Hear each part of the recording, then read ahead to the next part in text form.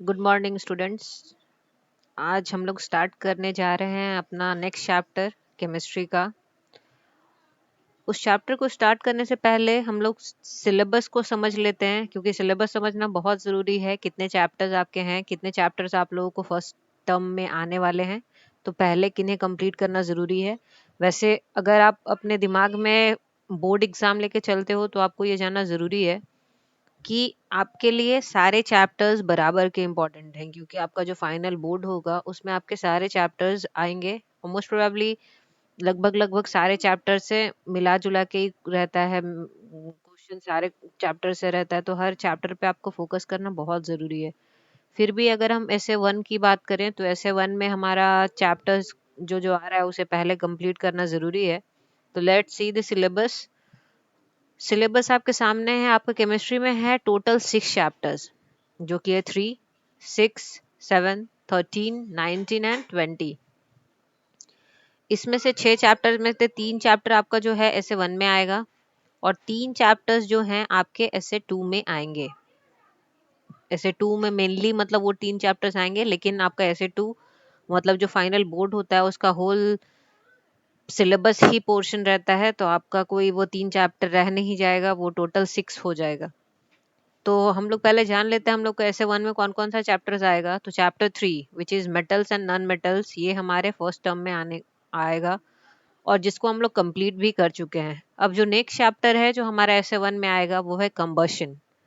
Chapter 7 combustion हम लोग next start करेंगे, जो कि हमारा ऐसे 1 में आता है। और उसके बाद है चैप्टर 19 पॉल्यूशन ऑफ एयर। फिर जो चैप्टर्स बच जाएंगे जो कि है sources of energy, synthetic fibres and plastics and pollution of water, ये सारे चैप्टर्स हम लोग इन तीनों चैप्टर्स को कंप्लीट करने के बाद स्टार्ट करेंगे, लेकिन हमारा मोटिव है सब चैप्टर्स को खत्म करना। तो सिलेबस जान लिए हो आप लोग। अब हम लोग स्टार्ट करने वाले हैं चैप्टर 7 कंबशन। तो चैप्टर 7 कंबशन हम लोग स्टार्ट करते हैं। Let's start chapter 7 combustion. सबसे पहले हम लोग इसमें पढ़ेंगे कंबशन के बारे में, कौन कौन से फैक्टर्स हैं जो कंबशन को सपोर्ट करते हैं और कंबशन बोलते किसको हैं, कौन कौन से सब्सटेंसेस का यूज होके कंबशन होता है, इन सारी चीजों के बारे में। तो देखिए यहाँ कंबशन का डेफिनेशन सबसे पहले हम लोग जान लेते हैं। कंबशन हम लोग किसको बोलते हैं, तो chemical process in which a substance burns in the presence of oxygen or air with the release of heat and light energy। Combustion मतलब इन सिंपल आप बोलो जलना। ठीक, जलना हम लोग तो जल नहीं सकते, किसी सामान का जलना।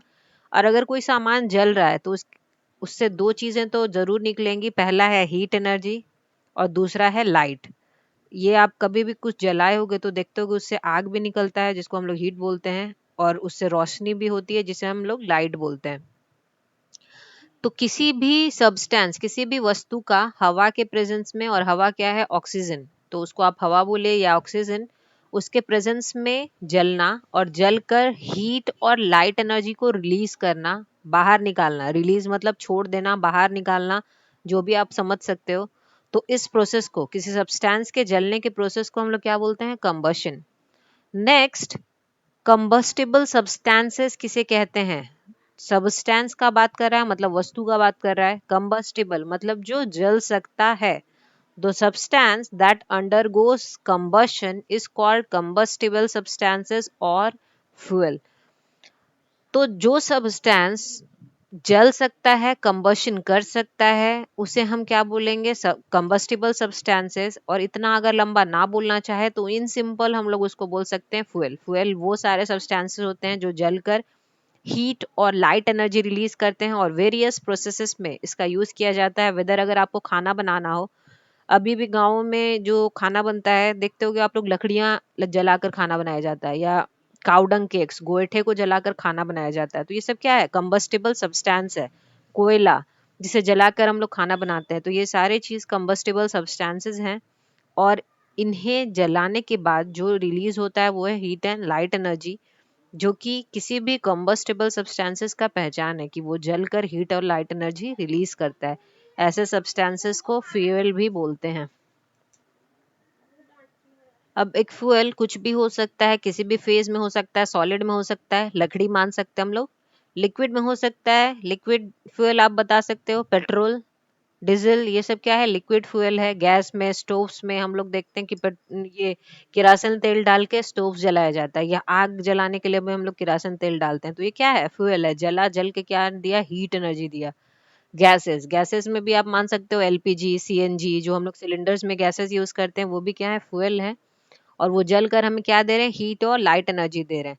तो एक कंबस्टिबल सब्सटेंस किसी भी फेज, तीनों स्टेट्स ऑफ मैटर में पाया जा सकता है, वेदर वो सॉलिड हो, लिक्विड हो या गैस हो। नेक्स्ट देखते हैं हम लोग, अगर हमें कंबशन कराना है तो कौन कौन से कंडीशंस हैं जो कंबशंस को होने के लिए बहुत ज्यादा जरूरी हैं, इसके बारे में। तो कंडीशंस रिक्वायर्ड फॉर कंबशन, सबसे पहला है एक कंबस्टिबल मटेरियल का होना।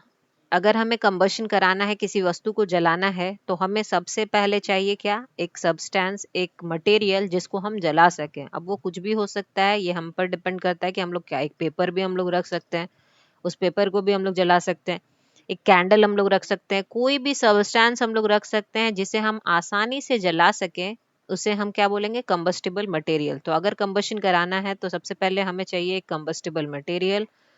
दूसरा हमें चाहिए क्या, continuous supply of oxygen or air. जहां भी हमें वो जलाना है वहां पे हमें कंटिन्यूअस सप्लाई चाहिए, किस चीज का, ऑक्सीजन का। बिना ऑक्सीजन के कंबशन नहीं हो सकता। और तीसरा हमें चाहिए, temperature of the combustible material should be above it's ignition temperature. Ignition temperature क्या होता है, ये हम लोग तुरंत अभी आगे जानेंगे, लेकिन ये तीसरा कंडीशन है कि अगर कंबशन कराना है तो जो भी सब्सटेंस हमें जलाना है, जो भी मटेरियल हमें जलाना है, टेम्परेचर कम से कम उसके इग्निशन टेम्परेचर से ज्यादा चाहिए। कम होगा तो वो सब्सटेंस नहीं जलेगा। अब जैसे मान लो लकड़ी जलाना है, लकड़ी का अपना एक स्पेसिफिक, अगर हम एक माचिस का तिल्ली से बोले लकड़ी जला दें, तो वो नहीं, जलते जलते उतना उसका टेम्परेचर नहीं पहुंचेगा, उससे पहले तिल्ली बुझ जाएगा। तो हर चीज को जलाने के लिए एक सफिशिएंट टेम्परेचर का होना बहुत जरूरी है। पेपर एक सिंपल माचिस के तिल्ले से भी जल सकता है, लेकिन अगर हम लोग बोले लकड़ी, तो वो नहीं जल सकता। तो हर कुछ का अपना एक अलग इग्निशन टेम्परेचर होता है, और अगर उसे जलाना है तो हमें टेम्परेचर को उस इग्निशन टेम्परेचर से थोड़ा ज्यादा, मतलब ज्यादा रखना पड़ेगा, ये आप समझ लो। उससे कम अगर रहेगा तो कंबशन नहीं हो सकता। बहुत इंपॉर्टेंट है ये तीनों कंडीशंस, जो कि कंबशन होने के लिए जरूरतमंद है, बहुत ज्यादा रिक्वायर्ड होते हैं। तो आपको इन तीनों कंडीशंस को ध्यान में रखना है, और क्वेश्चंस लगभग हमेशा इससे पूछा ही जाता है। तो ये तीनों कंडीशंस बहुत इंपॉर्टेंट है, इसको नोट करके अच्छे से रखिएगा। नेक्स्ट हम लोग देखते हैं, अब हम लोग देखेंगे एक एक्टिविटी के मदद से कि ये कंबशन कैसे, जो अभी हम लोग कंडीशंस पढ़े कि इन सारे कंडीशंस पे होता है, तो अब हम लोग एक एक्टिविटी की मदद से इसको समझेंगे कि आखिर ये क्या है, क्यों ऐसा होता है, इसके बारे में। तो हम लोग यहाँ पे देख रहे हैं कि एयर जो है एसेंशियल है जलने के लिए, मतलब एयर या ऑक्सीजन हम लोग बोल सकते हैं कि किसी भी कंबशन को होने के लिए ऑक्सीजन या एयर जरूरी है। ये हम लोग कैसे बता सकते हैं, आप लोग देख रहे होंगे यहाँ पहले डायग्राम में कैंडल है, ऊपर से खुला है, एक जार से ये चारों तरफ से ढका हुआ है, बस ऊपर से कवर्ड नहीं है, और ये यहाँ पे अच्छे से जल रहा है। यहाँ पे आप देख रहे होंगे कि थोड़ा थोड़ा अच्छे से नहीं जल रहा है, थोड़ा कम जल रहा है। और लास्ट वाले केस में जो ऊपर से इसको ढक देते हैं तो कैंडल क्या हो गया, बुझ गया। तो इन द फर्स्ट केस ए में हम लोग देख रहे हैं द कैंडल बर्न्स स्मूथली, आराम से जल रहा है, because of sufficient supply of air from the atmosphere. क्योंकि इसको एटमोस्फेयर से अच्छे से हवा मिल रहा है, तो ये क्या हो रहा है, अच्छे से जल रहा है, इसको कोई दिक्कत नहीं हो रहा। सेकेंड केस में देखते हैं the candle flame flickers and becomes sooty as there is insufficient supply of oxygen. यहाँ पे सेकंड में हम लोग देख रहे हैं कि कैंडल का जो फ्लेम है, हो सकता है इसको आधा ढका गया हो, तो चूंकि पर्याप्त मात्रा में ऑक्सीजन नहीं मिल रहा है, तो इस वजह से ये धीरे धीरे क्या हो रहा है, अच्छे से नहीं जल पा रहा है, इधर उधर हो रहा है। थर्ड केस में हम लोग देखते हैं कि the candle flame is put off because the supply of air is completely cut off. Third में हम लोग देख रहे हैं कि इसको कम्प्लीटली ढक दिया गया है, और चूंकि ढकने के कारण ऑक्सीजन जो है अब अंदर आ नहीं पा रहा, तो ये कैंडल फ्लेम क्या हो गया, बुझ गया। अब ये एक्सपेरिमेंट, ये एक्टिविटी हमें क्लियर करता है कि किसी भी कंबशन को होने के लिए ऑक्सीजन का होना बहुत जरूरी है। ऑक्सीजन के बिना कंबशन नहीं हो सकता। अगर कभी एक्टिविटी के थ्रू समझाना पड़े तो हम लोग ऐसा ही कोई एक्टिविटी लेट करके उसको समझा सकते हैं। नेक्स्ट हम लोग देखते हैं इग्निशन टेम्परेचर। इग्निशन टेम्परेचर के बारे में हम लोग पढ़े थे फैक्टर्स में, वो सारे कंडीशंस में जो कि कंबशन होने के लिए बहुत ज़रूरी है। तो देखते हैं ये इग्निशन टेम्परेचर हम लोग बोलते किसको हैं। इग्निशन टेम्परेचर और इसका दूसरा नाम है किंडलिंग टेम्परेचर। किसको बोलते हैं? The lowest temperature at which a combustible substance catches fire. वो कम से कम टेम्परेचर जिस पे कोई भी एक सब्सटेंस है, जो कंबस्टिबल सब्सटेंस है, वो आग पकड़ ले, उस टेम्परेचर को हम लोग बोलते हैं इग्निशन टेम्परेचर। अब कुछ एक एग्जाम्पल्स के थ्रू हम लोग देखते हैं कि कैसे ये इग्निशन टेम्परेचर जो है बहुत इंपॉर्टेंट रोल प्ले करता है कंबशन को होने के लिए। तो कुछ एग्जाम्पल्स हम लोग यहाँ देखते हैं। पहला देख रहे हो आप लोग, we can boil water in a paper cup on a spirit lamp. Spirit lamp एक छोटा सा लैम्प होता है। तो हम लोग पानी पानी को पेपर का कप बना के उसमें भी खौला सकते हैं। अब हम लोग के दिमाग में सबसे पहले आएगा कि पेपर को जैसे ही हम लोग आग पे रखेंगे वो जलने लगेगा, तो उसमें पानी को खौलाएंगे कैसे? लेकिन ऐसा नहीं होता है, वो पेपर नहीं जलता है। ये क्यों होता है? It is because a part of heat energy supplied to the paper passes on to the water. ऐसा इसलिए क्योंकि पेपर में क्या है? पानी है। तो जैसे ही वो हीट स्पिरिट लैम्प से पेपर में पास करता है, तो वो पेपर से होते हुए, चूंकि हर के हम लोग पढ़ चुके हैं कि मॉलिक्यूल्स के बीच में जगह होता है, तो वहां से पास होते हुए क्या होता है? आधा जो हीट एनर्जी है वो पानी में एब्जॉर्ब हो जाता है, पानी में लग जाता है। तो as a result the ignition temperature of paper is not achieved and it doesn't catches fire. तो इसके परिणाम स्वरूप क्या होता है कि पेपर में जो हीट एनर्जी आ रहा है वो कुछ हद तक जो है वो पानी में भी ट्रांसफर हो जा रहा है। तो पेपर को जितना, पेपर का जो इग्निशन टेम्परेचर है वो अचीव, मतलब वो नहीं आ पा रहा, और इस वजह से पेपर में आग भी नहीं लगता है, और हीट एनर्जी चूंकि बढ़ रहा है, तो पानी उसके अंदर का जो है वो धीरे धीरे क्या होता है? गर्म होने लगता है और खौलने लगता है। दूसरा हम लोग देखते हैं ignition temperature of white phosphorus. White phosphorus एक केमिकल है, उसका इग्निशन टेम्परेचर होता है 35 डिग्री सेल्सियस। ड्यूरिंग समर, गर्मियों के दिनों में, room temperature often rises up to 35 degree Celsius. हम लोग देखते हैं कि हमारा जो तापमान है अगल बगल का, रूम टेम्परेचर जो है हमारा 35 डिग्री से ज्यादा हो जाता है, 36 दिखाता है, 37 दिखाता है, कभी कभी 40, 41। तो जैसे ही इसका इग्निशन टेम्परेचर एक्चुअली है 35 डिग्री सेल्सियस, तो रूम टेम्परेचर कभी कभी जब 35 से ज्यादा हो जाता है तो व्हाइट फॉस्फोरस जो है वो फायर तुरंत पकड़ लेता है। क्यों? क्योंकि उसके इग्निशन टेम्परेचर से क्या हुआ? वो ज्यादा हो गया। और इग्निशन टेम्परेचर से ज्यादा, जैसे ही कोई टेम्परेचर ज्यादा हो, हम लोग पढ़े हैं कि कंबशन होने के लिए अगर वहां पे हवा प्रेजेंट है और सब्सटेंस अगर कंबस्टिबल है, तो वहां पे कंबशन मतलब आग लग जाएगा। तो ये कंडीशन में व्हाइट फास्फोरस जो है रूम टेम्परेचर पे ही अपने आप आग पकड़ लेता है। इसीलिए व्हाइट फास्फोरस को पानी में या कोई ऐसे जगह संभाल के रखा जाता है जहां वो अपने इग्निशन टेम्परेचर को अचीव नहीं कर पाए, या पानी में मोस्टली उसे संभाल के रखा जाता है क्योंकि हवा में उसके आग पकड़ने का चांसेस ज्यादा होता है।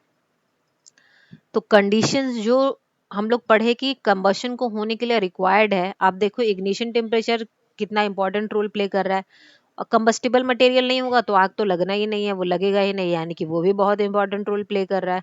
और हमारा दूसरा जो है, जो कि है ऑक्सीजन। ऑक्सीजन के बिना आग, कहीं भी कुछ भी फायर का हम लोग काम नहीं कर सकते।